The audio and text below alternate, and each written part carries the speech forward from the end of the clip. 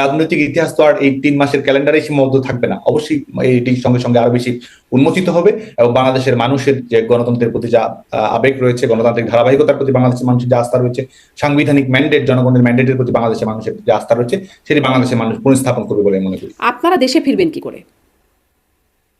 দেখুন, আমার অবস্থানই তো আপনি অবগত নন। আচ্ছা, আপনি না হয় অবস্থান জানি না আমরা, কিন্তু আমরা অনেকের অবস্থানই জানি। আপনাদের অনেকেই যে দেশে নাই সেই বিষয়টা আমরা নিশ্চিত, এবং কে কোথায় আছে তাদের অবস্থানও অনেকটাই আমরা নিশ্চিত। আপনারা এই যে এবং আপনাদের যে মানে দলের নেত্রী, সভানেত্রী, সাবেক প্রধানমন্ত্রী শেখ হাসিনা, তিনিও চলে গেলেন, পালিয়ে চলে গেলেন ভারতে। দেশে ফেরার আপনাদের মানে কৌশলটা কি বা পরিকল্পনাটা কেমন? যদি বলি সামনে এটি নির্বাচনে অংশগ্রহণের জন্যই বা কিভাবে ফিরবেন? দেখুন, এটি তো মূল রাজনৈতিক দলের প্রশ্ন। যেটি বিষয় সেটি হচ্ছে যে আমি যেটি বিশ্বাস করি একজন ছাত্র আন্দোলনের কর্মী হিসেবে, বাংলাদেশ ছাত্রলীগের কর্মী হিসেবে, সেটি হচ্ছে যে কুক্ষিগত গণতন্ত্রকে মুক্ত করার জন্য বাংলাদেশের মানুষ, বাংলাদেশের ছাত্র জনতা অবশ্যই একটি শান্তিপূর্ণ আন্দোলনের মধ্য দিয়েই এই সরকারের পতন নিশ্চিত করবে।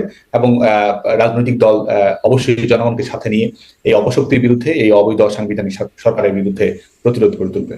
সাদ্দাম, আমরা দেখছি যে আপনারা ট্রাম্প আসাতে আওয়ামী লীগের মধ্যে বেশ একটা খুশি বা সন্তুষ্টি, সেটি আসলে কেন? ট্রাম্পের উপরে কিসের ভরসা? বাংলাদেশে অনেকেই, আন্দোলনকারীদের অনেকে ট্রাম্প লীগ বলে এখন এটাকেও ট্রল করছে। বাংলাদেশের আওয়ামী লীগের দেশরত্ন শেখ হাসিনার সবচেয়ে বড় শক্তি হচ্ছে বাংলাদেশের জনগণ।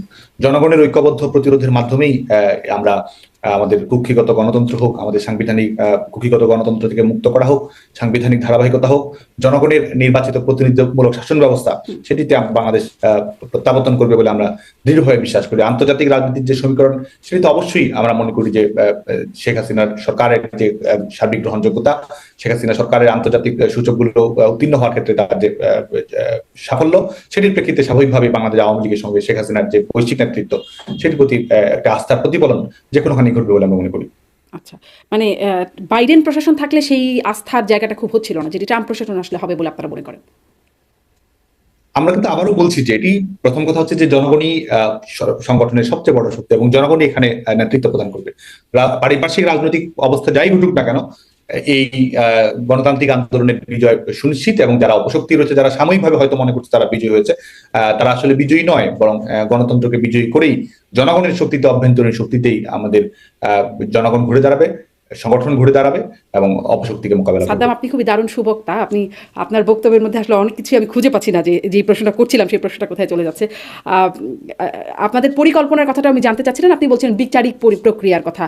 সাংগঠনিকভাবে আপনাদের কেমন পরিকল্পনার সামনে? বাংলাদেশ ছাত্রলীগ এই মুহূর্তে, আপনি জানেন যে গোটা দেশব্যাপী আমাদের নেতাকর্মীরা জুলুমের শিকার, নির্যাতনের শিকার, নিষ্পেষণের শিকার।